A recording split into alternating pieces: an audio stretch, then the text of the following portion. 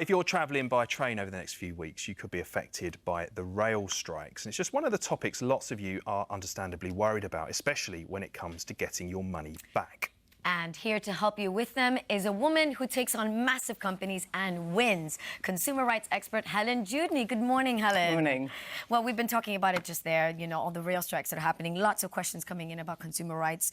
Specifically this one. Naomi's just booked a train for the 23rd of June.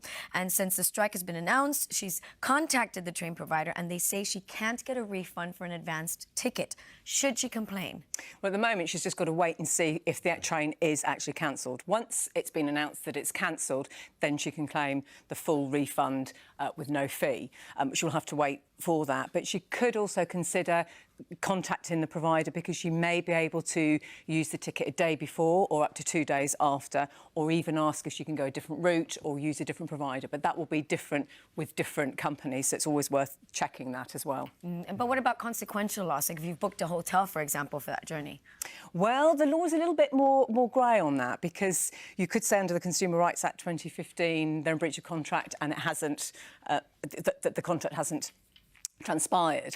But the companies were saying it's out of their control because it strikes. So it is worth trying. It is worth saying that, you know, if you've had booked a hotel and you've lost the cost of that hotel, you need to keep your costs to a minimum and try and get that refund. But if they say no, you can take it to the rail ombudsman.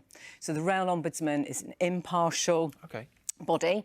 Right. So they will look at all the evidence, they will look at the impact on you as the consumer, whether you've kept your costs to the minimum that you could, and it's of no charge to go to the ombudsman. So you can take it there. So you can ask for a deadlock letter, which will be the company saying this is our final offer or we're not giving anything, or you can wait up to 8 weeks from the point of complaint and then take it to the ombudsman. And just quickly on that, Helen, would you do that by phone or by writing? Writing, because then you've got the evidence. Yeah. You can't then go to the ombudsman and say, I said this and I said that, and they can't go on it. They will use the evidence. Good tip. OK. Got another one here. This is from Gemma. She says her TV contract has been automatically renewed and now she's been charged more.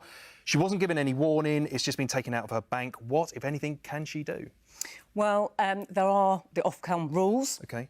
So for paid-for TV, broadband and phone, and they say that you must be notified of any change on any renewal between 10 and 40 days.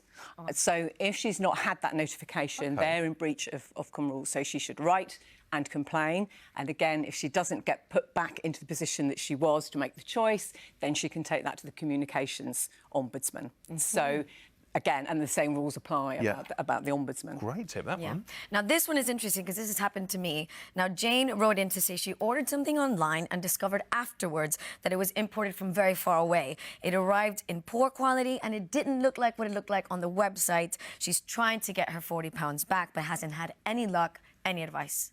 Well, it's a difficult one because in the UK, we're covered by the Consumer Rights Act 2015 for the most part, so if it's of poor quality then you would get your refund. But if it's out of the EU, you're always bound by the rules of the country that you're buying something from. So if it's out of the EU and out of the UK, you're stuck with their rules. So she's unlikely to get it back. But the best advice really is always look when you're shopping, and particularly on social media sites when the adverts come up, look for where the return address is. Yes. And the terms and conditions, so you know who's paying for any return, because obviously you're going to have to prove that something's gone wrong. When you're looking at the site, don't believe just because it's got .co.uk on the end that it's a UK site. Anyone can buy any domain. If the site's only in dollars and euros, it's very unlikely to be a UK site. Check the grammar. So just those are the things really that you need to check that you're going to be safe when you buy.